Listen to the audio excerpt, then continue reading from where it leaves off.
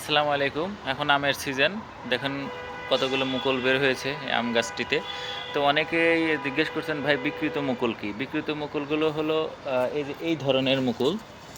এই যে দেখুন, এই ধরনের মুকুল। এই মুকুলগুলো থেকে কখনোই আপনার হচ্ছে আম হবে না।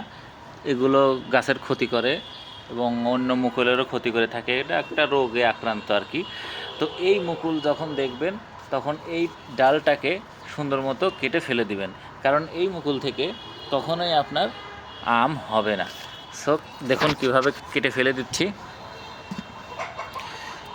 এরকম একটা কাঁচি থাকলে খুব ভালো হয়, সেটা দিয়ে এরকমভাবে জাস্ট কেটে ফেলে দিবেন এবং এটাও ঠিক সেমভাবে আপনি এভাবে কেটে ফেলে দিলেন।